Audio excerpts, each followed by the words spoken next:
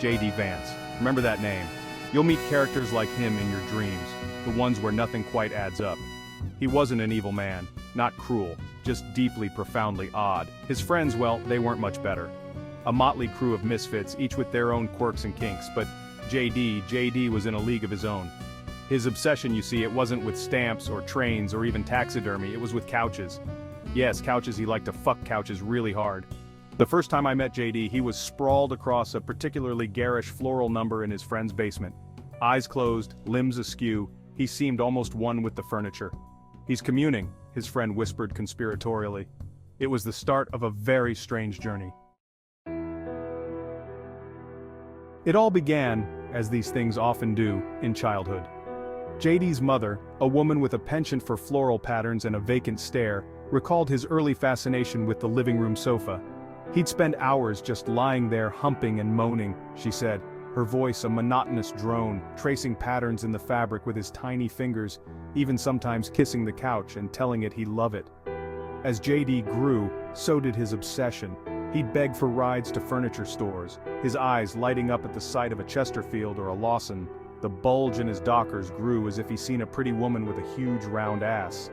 He'd spend his allowance on furniture polish, lovingly buffing every surface to a high sheen, then disappear for hours, sometimes the whole weekend in the basement with his new couch.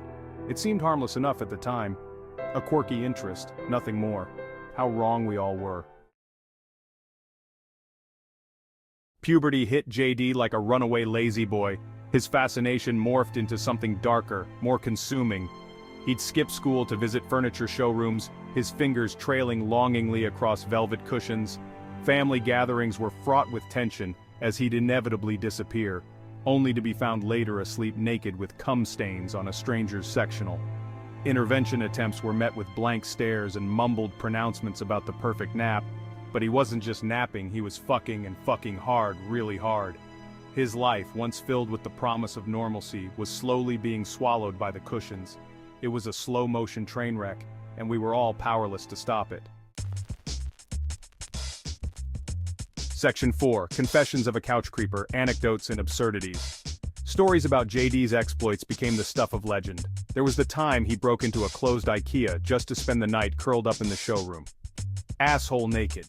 He ruined at least 5 sofas. No has never seen anything so odd and weird before. Or the incident at the local furniture store where he was found naked and covered in upholstery samples. He said the fabric spoke to him, the store manager later confided, his voice trembling. His friends, a loyal if somewhat bewildered bunch, shared their own tales of J.D.'s couch-related shenanigans. Road trips were punctuated by unscheduled stops at roadside motels, J.D.'s only criteria being the quality of the upholstery. Dates were cut short due to his uncontrollable urge to visit furniture warehouses. It was bizarre, it was hilarious, it was deeply, deeply troubling.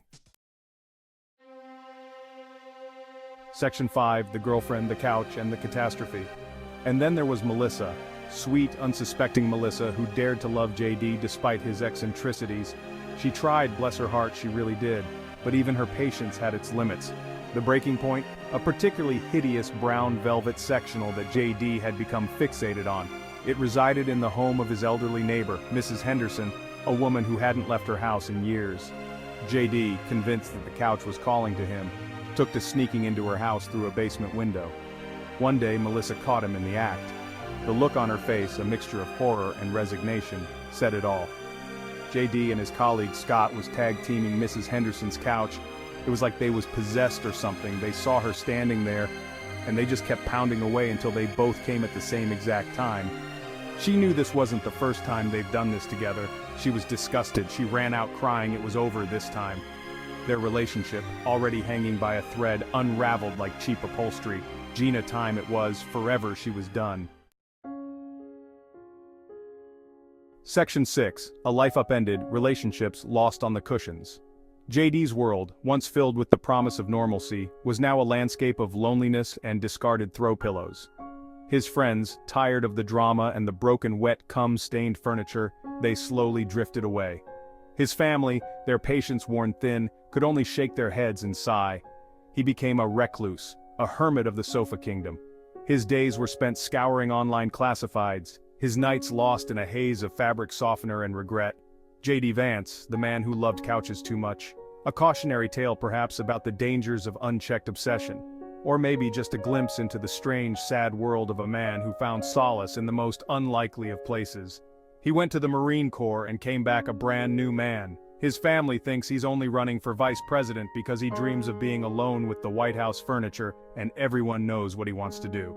James David J.D. Vance B., born James Donald Bowman, August 2, 1984, is an American politician, author, and Marine veteran who has served since 2023 as the junior United States Senator from Ohio. A member of the Republican Party, he is its nominee for vice president in the 2024 United States presidential election. Some say he's a good man weird, but good. His family and his old friends thinks he's still just a couch fucker.